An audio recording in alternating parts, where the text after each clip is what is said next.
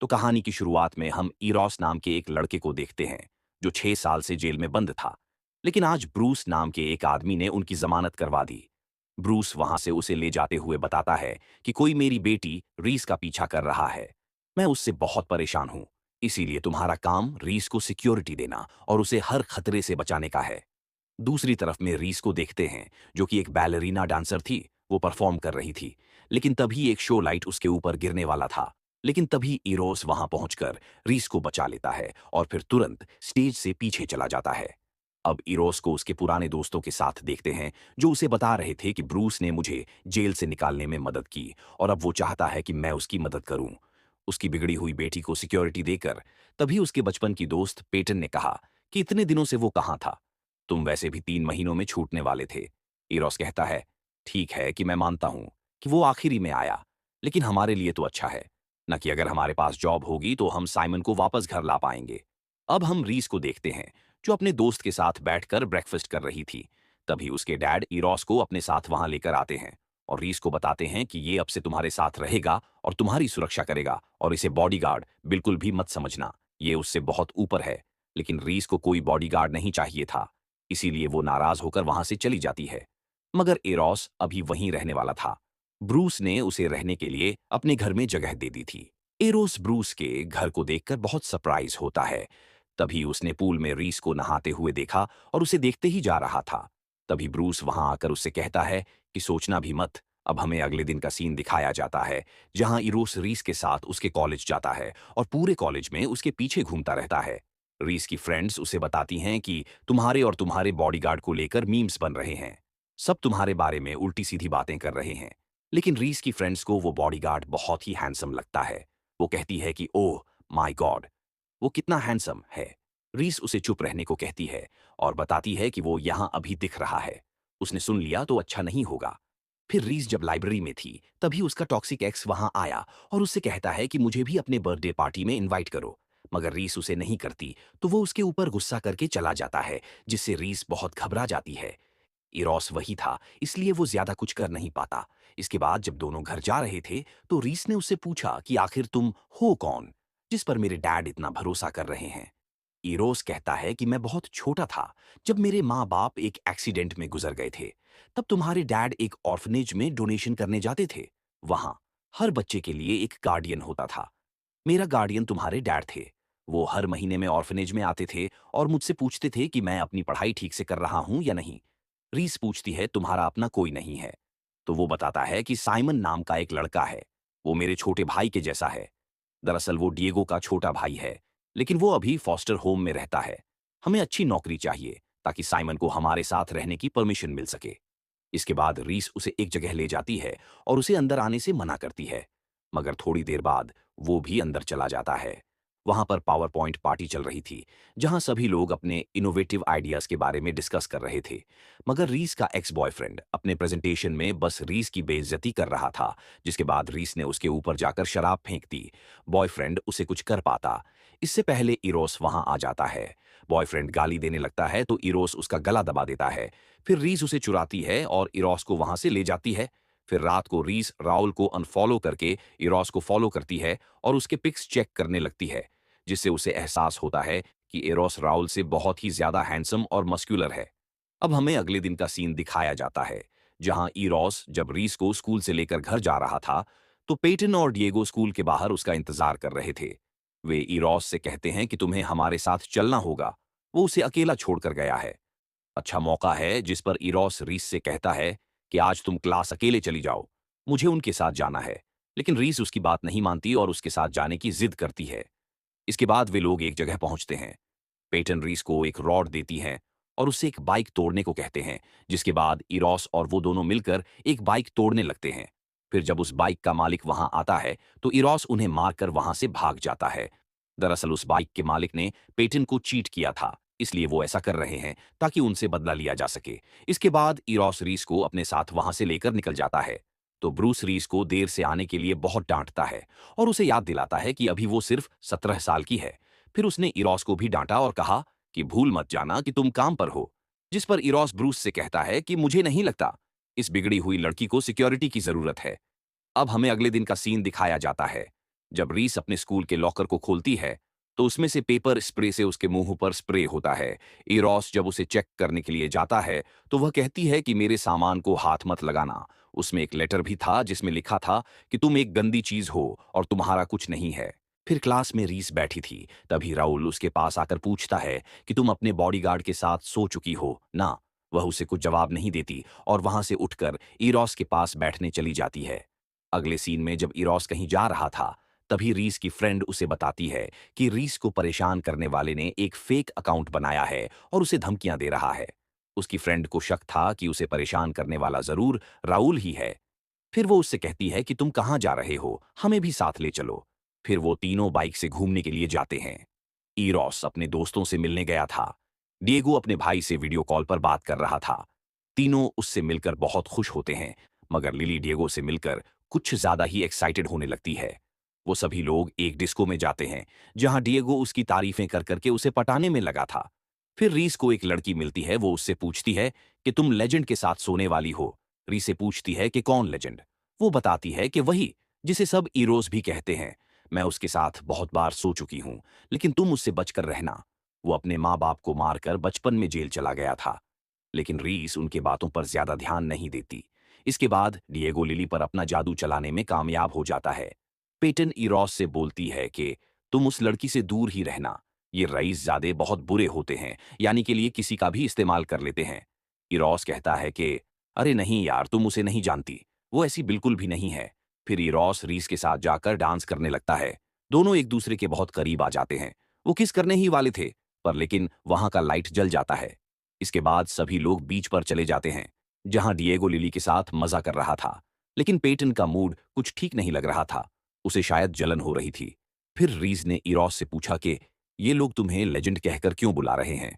वो बताता है कि लोगों का मानना है कि मेरे मॉम डैड की मौत मेरे वजह से हुई, इसीलिए पहले लोग मुझे ताने मारने के लिए लेजेंड बोलते थे। लेकिन बाद में कुछ लोगों को लगने लगा कि मेरा नाम ही लीजेंड है। अब हमें रीस की बर्थडे पार्टी का सीन दिखाया जाता है जहां डिएगो और पेटन भी उसके पार्टी में आए। फिर रीस ऊपर कमरे में कपड़े बदल रही थी, तभी उसके खिड़की में कोई गेंद फेंक कर मारा। रीस जब गेंद देखती है तो उस पर लिखा हुआ था कि तुम्हारे पास बहुत कम टाइम बचा है, तुम मरने वाली हो। इसके बाद वो जाकर ये बात इरोस को बताती है, तो इरोस फौरन पार्टी बंद करवा के पूरी जगह को खाली करवा देता है ताकि कोई इरोस पर हमला न कर दे। इसके बाद इरोस जब घर में इधर उधर चेक कर रहा था तभी उसे ब्रूस के ड्रॉर से कुछ फोटो मिलते हैं जिसमें इरोस के डैड के साथ उसके डैड मौजूद हैं।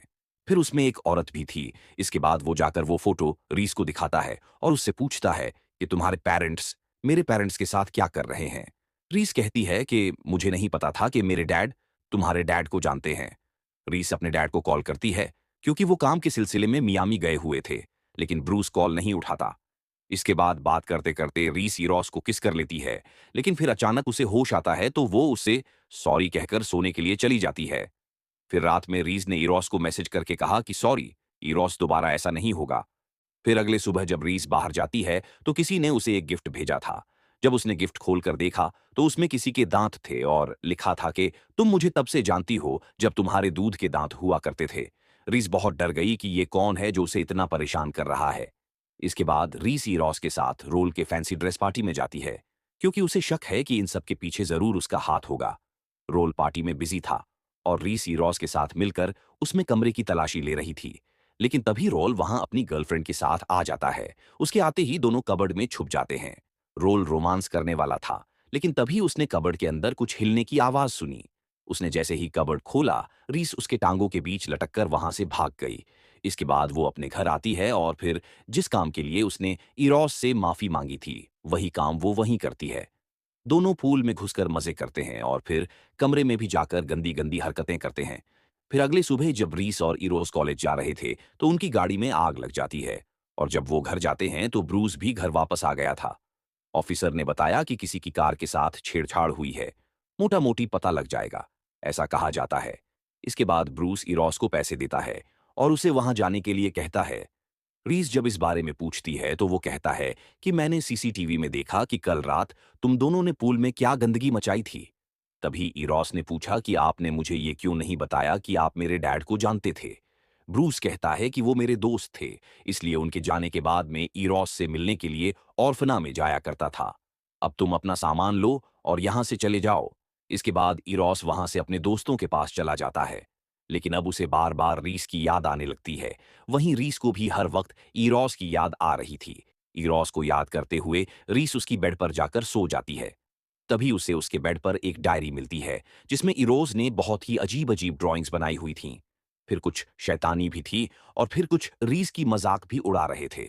इसके बाद रीस ने इरोस को मैसेज कर कहा कि तुमने मजाक उड़ाने के लिए मैं ही मिली थी। वो तुम ही थे ना जो मुझे मारने की धमकियां दे रहे थे। तो इरोस ने उसे समझाया कि मैंने वो ड्राइंग्स बस टाइम पास के लिए बनाई थीं। मेरा यकीन करो, उन ड्राइंग्स का कोई मतलब नहीं है। रीस ने पूछा कि तुम मेरे परिवार से इतनी नफरत क्यों करते हो? मुझे मारने की धमकियां क्यों दे रहे हो? इरोस उसे यकीन दिलाता है कि तुम जैसी सोच रही हो ऐसा कुछ भी नहीं है और मैं तुमसे नफरत नहीं कर सकता। फिर इरोस कहता है कि ठीक है, अगर तुम्हें मेरे ऊपर मुझे यकीन नहीं है तो अब हम कभी नहीं मिलेंगे, क्योंकि हमारे लिए यही सही होगा। मगर तभी अचानक रीस उसे किस करने लगती है। उसके बाद इरोस उसे उठाकर घर ले जाता है और फिर से गंदी गंदी बातें करता है। इरोस ने रीस के लिए हार भी लाया था। जैसे उसे पता था कि रीस मान जाएगी, उसने वह हार पहनाई। फिर जब रीस अपने स्कूल में पेटन को क्लीनर का काम करते देख रही थी, तभी उसने देखा कि पेटन अपने स्कूल में क्लीनर का काम कर रही है। जिसके बाद वो जाकर इरोस को बताती है कि तुम्हारी दोस्त पेटन बार में नहीं, बल्कि मेरे स्कूल में सफाई का काम करती है, और जब से पायटन स्कूल में आए हैं तब से मुझे धमकियां मिलना शुरू हुई हैं। वो जरूर पेटन ही है। जिस पर इरोस ने कहा कि बस कर, पहले तुमने मेरे ऊपर इल्जाम लगाया, अब मेरे दोस्तों पर लगा रही हो। इसके बाद इरोस वहां से अपने घर चला गया। फिर उसने पेटन से पूछा कि तुम रीस के स्कूल में काम करती हो, मुझे क्यों नहीं बताया? पेटन कहती है कि क्या बात आती है, ये कोई अचीवमेंट है क्या? मैं क्या कहती कि तुम जिस स्कूल में पढ़ते हो, मैं उस स्कूल में लोगों का कचरा साफ करती हूँ। दूसरी तरफ ब्रूस ने रीस से पूछा कि तुम कहाँ हो? तो उसने बताया कि मैं एरोस के घर जा रही हूँ। लेकिन यहाँ एरोस ने पेटन से पूछा कि क्या वो तुम ही हो जो एरोस को धमकियां दे रही हो? पेटन बात को टालती है, मगर एरोस बार बार उससे वही सवाल करने लगा, जिससे परेशान होकर पेटन ने एरोस को धमका दिया और वो गिरकर बेहोश हो गया। तभी उसके घर की बिल भेजी है। उसने जब दरवाजा खोला तो रीस आई हुई थी। उसने पूछा कि एरोस कहाँ है? पेटन कहती है कि वो घर पर नहीं है। फिर रीज ने कहा कि क्या मैं बाथरूम जा सकती हूँ, मगर पेटन उसे अंदर आने नहीं देती और वहां से जाने को कहती है। तभी वहां पर ब्रूस भी आ जाता है। उसने रीस से पूछा कि तुम यहां क्यों आई? तो तभी पेटन ने पूछा कि तुम्हें याद है कि मैं कौन हूं? ब्रूस कहता है कि मुझे नहीं पता कि तुम कौन हो। मैं पुलिस को बुलाता हूं। क्या वो तुम ही हो जो मेरी बेटी को परेशान कर रही हो? मगर पेटन गन निकालकर ब्रूस पर तान देती है। तभी एरस भी वहां आ जाता है और कहता है कि पेटन गन नीचे करो, मगर पेटन गन दिखाकर सबको बैठने को कहती है।